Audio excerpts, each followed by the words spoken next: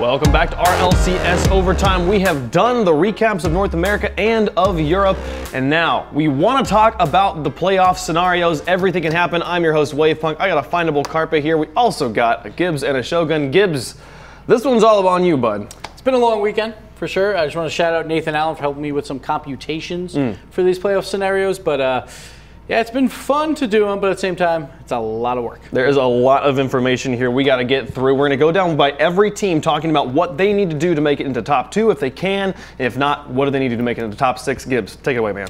All right, we're going to start off with everyone's favorite team, or at least a lot of people, G2. They have a good chance at making it into the top 2. If they beat NRG, that game either way, we have one world champion right there. Okay. And then, but they can still make it even if they lose both games. They might actually clinch top 2 before they even play, but they would need some 4-way tie with Selfless, Denial, and then either Atelier or Take 3. Then they would still make it, or they beat Genesis, and Atelier beats Take 3, and Energy beats Take 3, and then they're in 2. Nice and easy. So there's a lot of different scenarios where this can pan out, but the big one to remember is if they beat NRG, they're in. Yes, and that's going to be a running theme, is there's a lot of different scenarios for every team.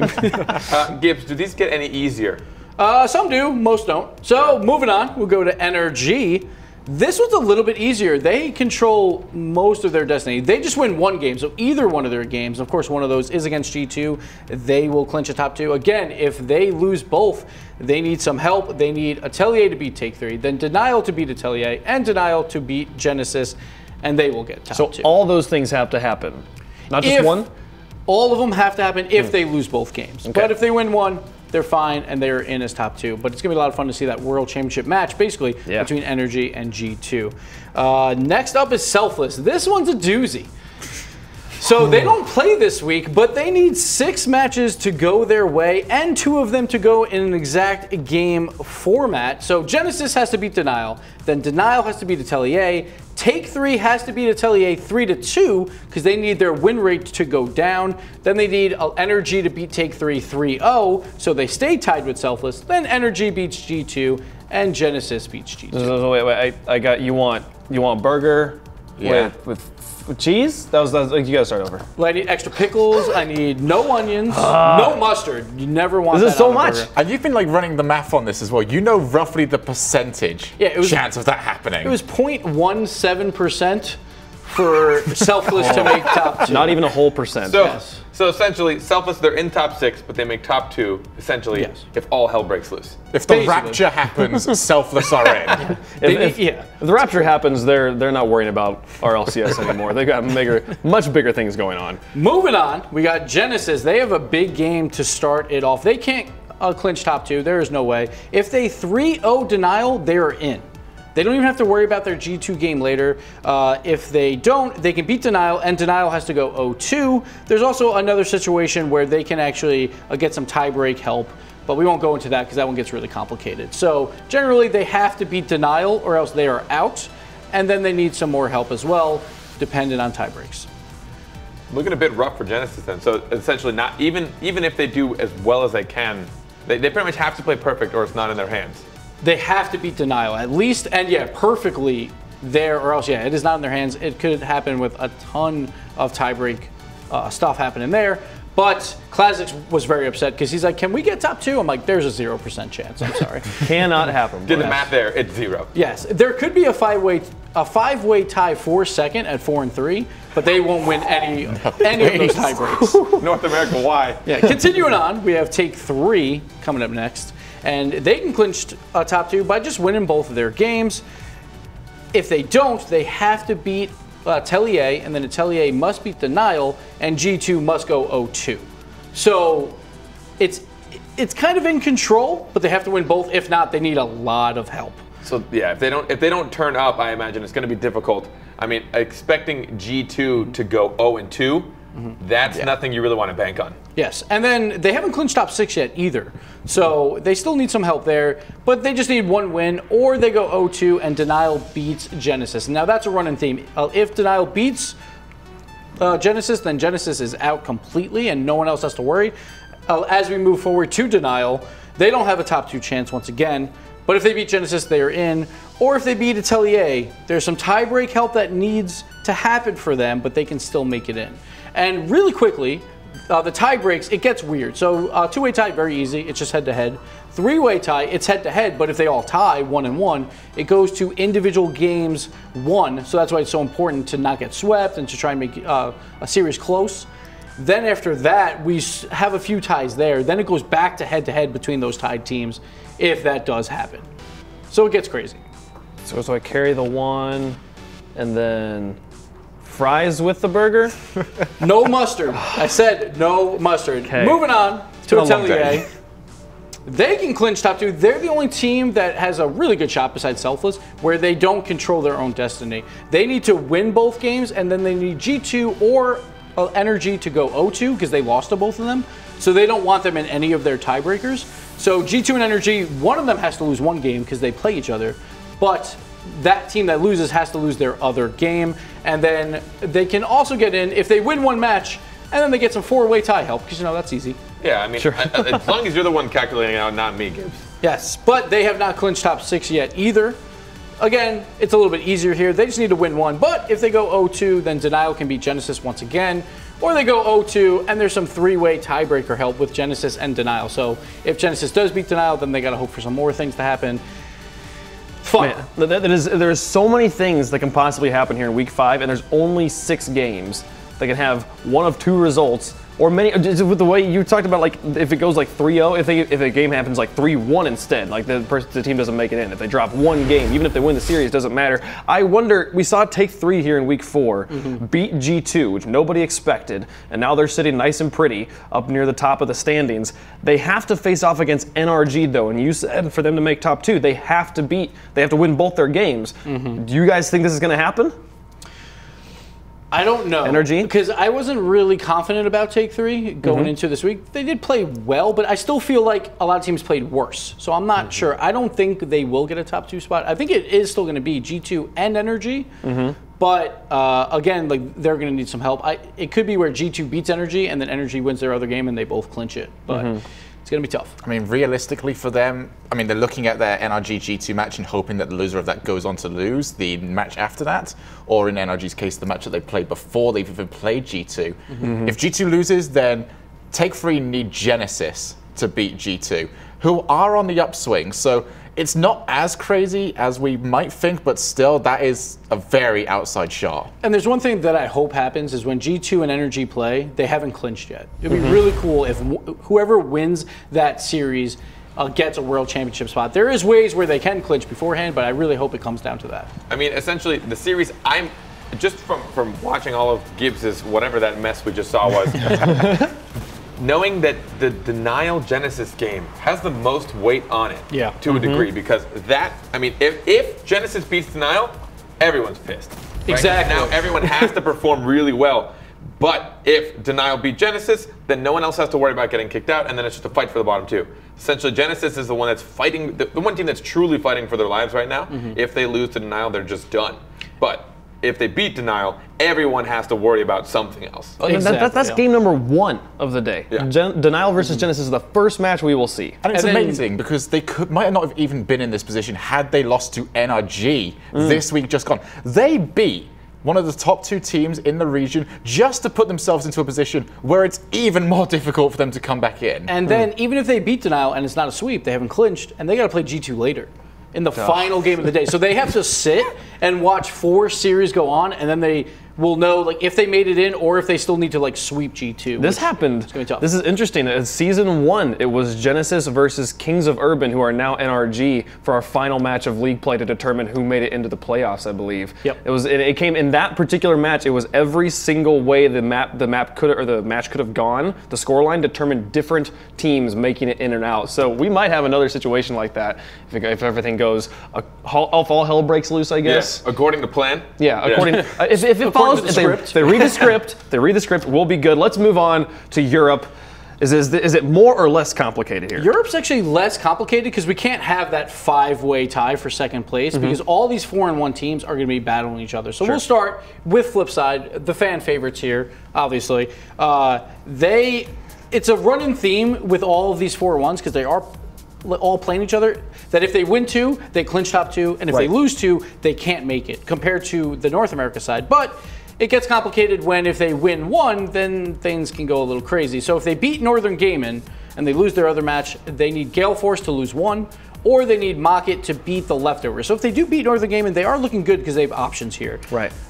They could also lose to Northern Gaming and still make it in, but that one is extremely complicated, and they need like 4 or 5 different scenarios to happen for them.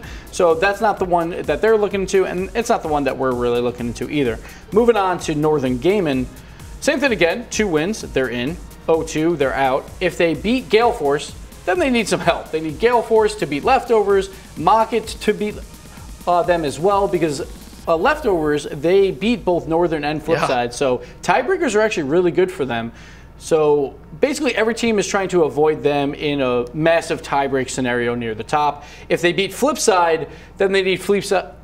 I'm sorry, Flipside. Yeah, to beat Resonant, and Leftovers to beat Gale Force. So again, a lot of help they need, but if they win 2 games, they don't have to worry about any of that stuff. They also need some tiebreak help with some of this, but we're not going to go into that with individual games won or lost. Moving on, we got Leftovers.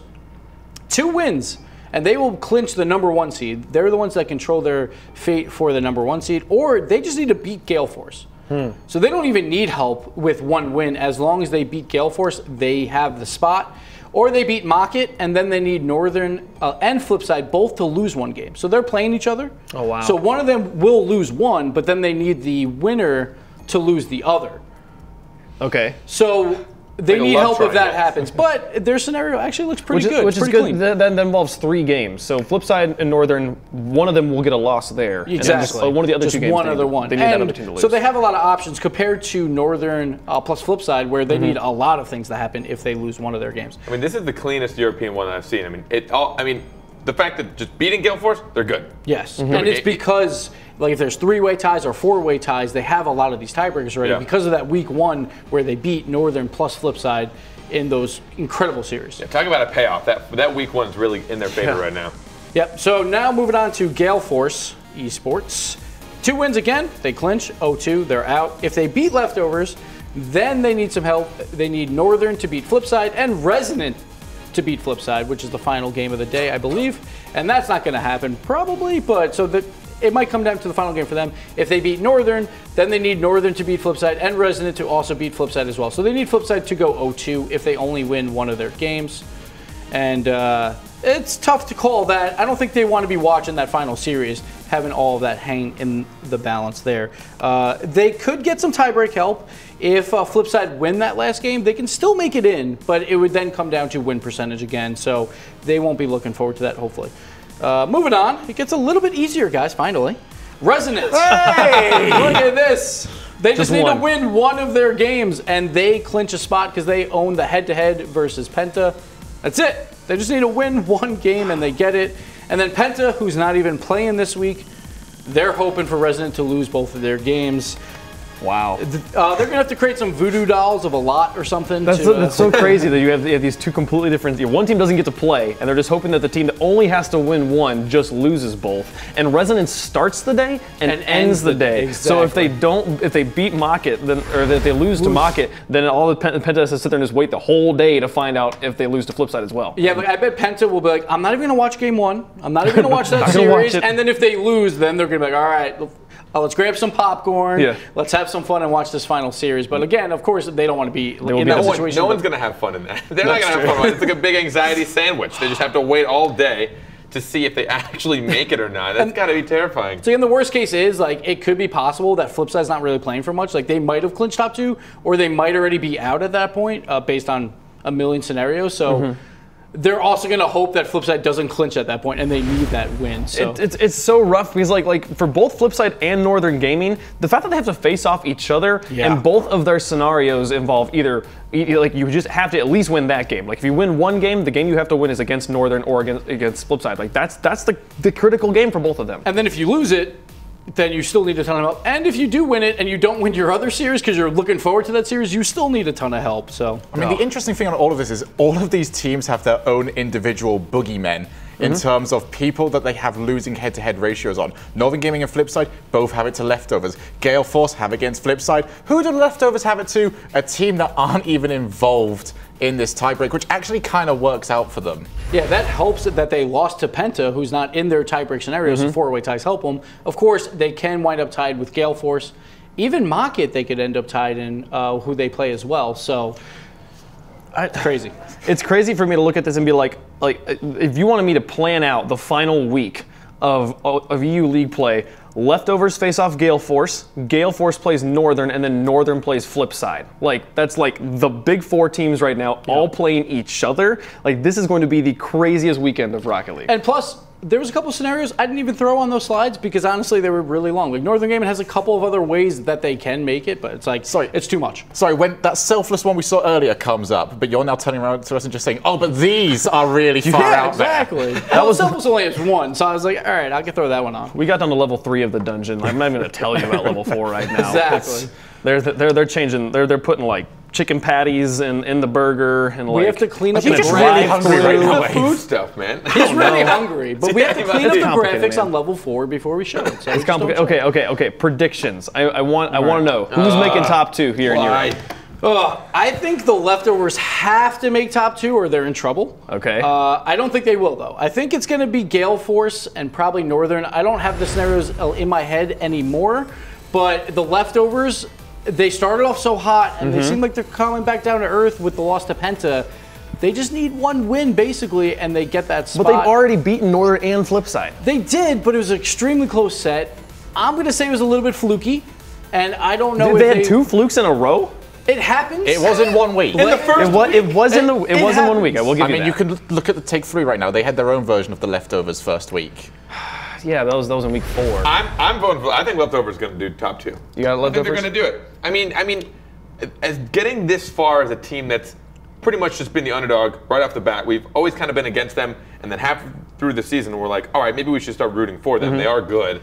And then they didn't perform. Like now they're like, all right, like they're on this weird roller coaster. We have to stop believing in them, and then they win LAN. And they probably have the same thought as Gibbs. If we don't make top 2 now, it's going to be a tough struggle because we're going to have to play against some monster teams that we did beat in week 1 potentially, that we have to beat again, which I don't think anyone wants to do. So I think the pressure alone is going to make them do it. And I don't know if it's possible. I'd probably vote for them and Gale Force.